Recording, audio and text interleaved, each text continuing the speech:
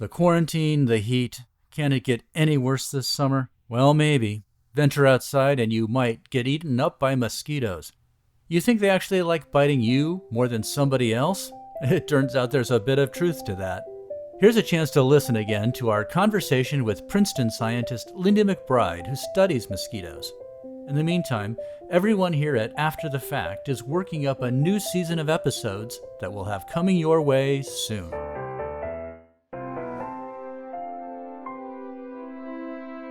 Welcome to After the Fact from the Pew Charitable Trusts. I'm your host, Dan LeDuc. In this latest installment of our Scientists at Work series, we're talking with Pew biomedical scholar Lindy McBride, who researches mosquitoes at Princeton University. Our data point for this episode, 100 million. That's the number of people infected each year by mosquito-borne diseases. And Lindy says the actual number is likely much higher. She studies mosquitoes to see who they choose to bite and how we can try to stop them and reduce the spread of disease. So, when we're at a picnic and we're slapping our arms, we wonder, why are mosquitoes even on Earth? What is their purpose? That's a great question. I think, the purpose of most animals is just to survive, right? Their goal is to find food and reproduce. But in terms of what they might do to benefit us, a lot of people don't realize that mosquitoes are actually pollinators, particularly male mosquitoes. Male mosquitoes do not bite, but they do need nectar in order to fly around and have energy to live. So they are a significant source of pollination. I think even more importantly, mosquitoes are very abundant, and they're a critical link in the food chain. They provide food for bats and birds and fish, a lot of things that we love and care about. And so if we did not have mosquitoes, we would probably not have a lot of those other things as well. So why do mosquitoes seem to prefer some people over others? We hear that. Is it anecdotal, or is that in fact true? That is very true. Mosquitoes definitely have preferences. They like some people better than other people.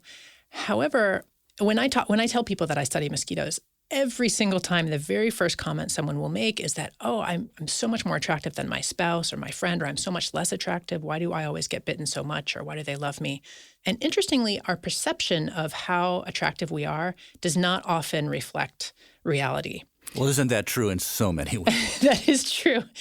That is definitely true in a lot of different aspects of life. In this case, how you perceive yourself in terms of how attractive you are to mosquitoes is really largely driven by how strongly you react to mosquito bites. In an extreme case, someone who simply does not react to mosquito bites, and those people do exist, that person will never know they're getting bitten, and they'll think that they're very unattractive. And at the other extreme, someone who reacts very strongly will remember every bite. So that's what I always tell people when they talk about that. At the same time, there are differences, true differences in how attractive we are to mosquitoes, and that's driven largely by our variation in the way we smell. And that's just because one person's different from another. Yeah. People vary in everything, including the particulars of their body odor.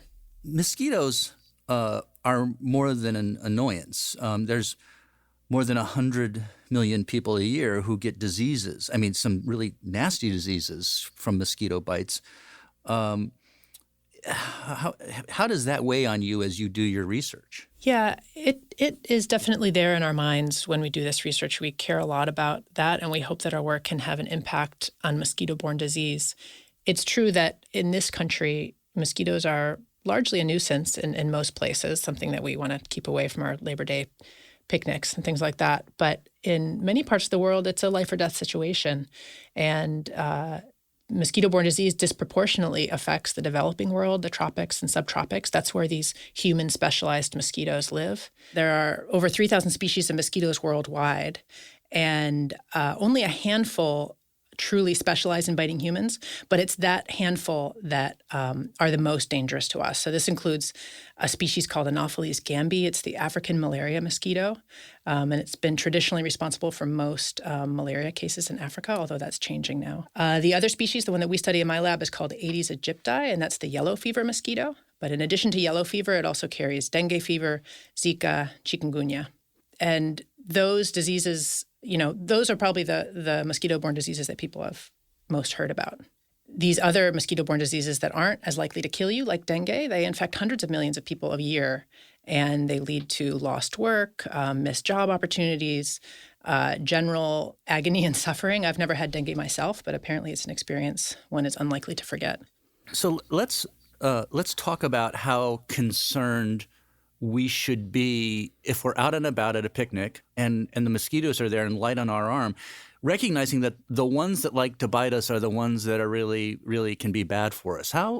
Is it not just an annoyance? Is this a real health concern people should be thinking about at their picnics? It depends where your picnic is. Okay. If you are in the southern U.S., and say in Florida, for example, where the dengue yellow fever mosquito exists, it is something to think about. As we saw with the recent emergence of Zika, there were cases in Miami and other places in Florida. In most of the U.S., the major mosquito-borne disease is West Nile virus, which is actually a bird virus that's passed to humans by mosquitoes that primarily like to bite birds, but will sometimes also bite a human. And that virus is not nearly as dangerous as many others, but it can still be dangerous to people with suppressed immune systems or the elderly. So it really depends who you are and where you are. Interestingly, it seems like one of the most important drivers of this evolutionary shift to humans was the way that we manipulate water. Mosquitoes need water to lay eggs. They lay eggs in water, and their larvae actually swim around and eat bacteria and detritus. So that is a critical part of their life cycle. They have to find water. So the African malaria mosquito often takes advantage of irrigation ditches and lays eggs in water that's used like in rice fields and things like that. The other species that we study, the dengue mosquito, that takes advantage of buckets and flower pots and old tires. It lays in like artificial, like human-made containers that collect rainwater. And so we think actually it's nothing about our blood or how big we are or how hairless we are. It's probably actually our manipulation, the way that we manipulate water and we make it available to mosquitoes even in the dry season, that was the initial push to get them to specialize in biting us.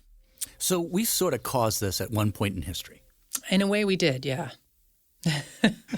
So how did you learn this stuff? Why they like to bite us? What is it about them? They're looking for a particular blend of compounds that's characterizes human odor, and they've evolved a way to recognize that blend and be very sensitive to it and to use it as a cue to find us. It's basically how we smell.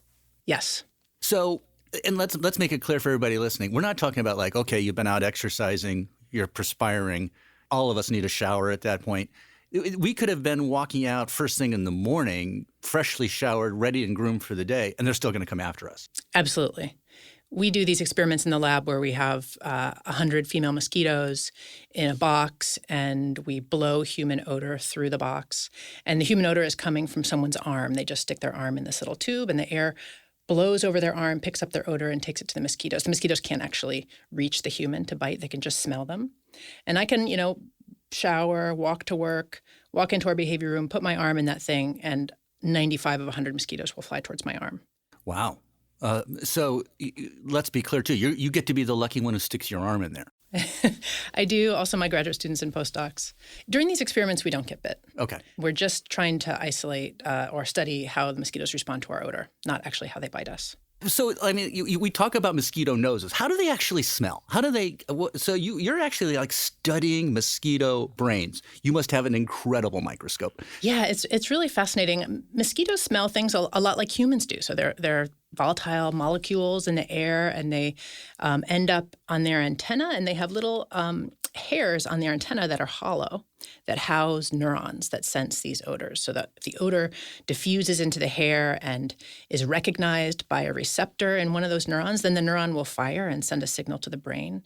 And they have hundreds of these neurons on their antennae. And once it gets to the brain, there's this area that's called the antennal lobe, and all the information is sort of converges on this one place in the brain. And so what we do is we've created transgenic mosquitoes that express a sensor in those neurons in that one place in the brain. And what that sensor does is when the neurons fire, the sensor becomes fluorescent.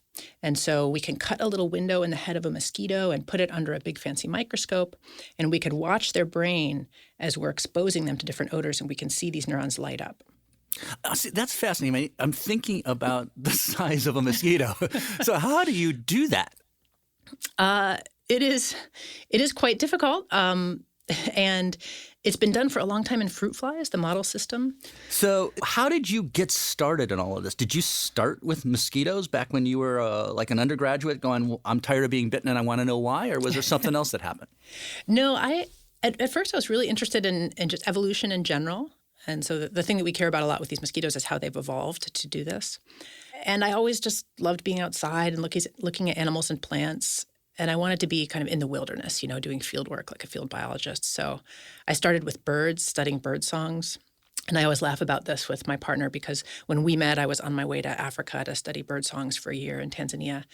And she thought that was very adventurous and romantic and came with me and we sort of fell in love there. And then we came back to the States and I started graduate school and I started studying butterflies. And that was like a step down. It's definitely not a bird, but they're still pretty. And I was still in the mountains in California studying butterflies. And then from there I went to mosquitoes. And she always jokes that if I go to cockroaches, then the relationship is over.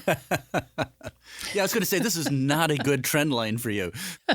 That's right. It's not good. But I think we're going to stick with mosquitoes. So hopefully my family is safe.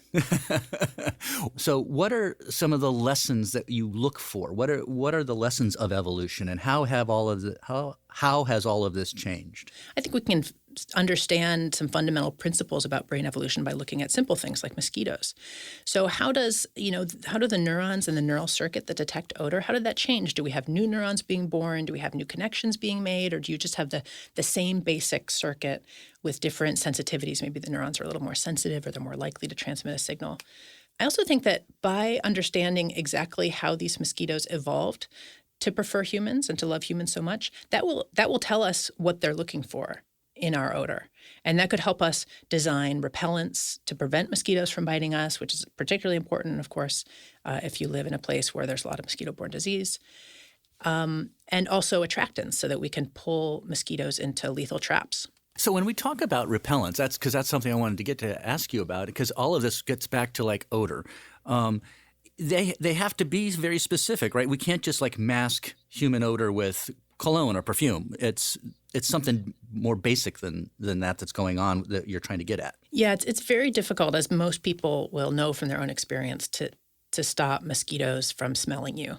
Perfume doesn't work. I mean, there's a couple products that people think might make you less attractive to mosquitoes, but it's very difficult. Mosquitoes are so good at recognizing, the specific blend of compounds that we give off. It's very difficult to add a single compound that they don't like and prevent them from finding us. I think what's more effective is we need to find a way, and this is actually what some people think DEET does. We need to find a way to kind of prevent them from smelling us in the first place, to interfere with our ability to recognize that blend. As you move forward with mosquitoes, what do you want to learn? What are the lessons that you sort of think are out there that you're looking for? I want to know exactly how these mosquitoes have evolved to recognize the way we smell. I want to know how their brain has changed. I want to know what parts of human odor they're cueing in on. And I want to know, another question we're really interested in is why in the first place they evolved to do this. Why do they love humans so much? Why is it good to bite humans? Is it fun to go to your lab every day? Yeah, I love it. I love what we do. It's really interesting. You started with birds and audio, and we all want to relax to the sound of birds. But you found your zen here with your mosquitoes. Yeah, I guess I did. I love rearing things. I like taking care of animals. There's something about, some people think the most tedious part of what we do is just raising mosquitoes, but I actually quite like it. Something about taking care of something and seeing it become a nice, healthy organism is satisfying. Lindy McBride, thank you so much. This is fascinating. Yeah, thanks so much. It was really fun talking. To learn more about Lindy McBride's research and other Pew biomedical scholars, visit pewtrust.org/afterthefact. And if you like what you're hearing, tune in for new episodes of After the Fact on Apple Podcasts, Stitcher, Google Podcasts, Pandora, Spotify, or wherever you listen. Thanks for joining us. After the Fact is produced by the Pew Charitable Trusts.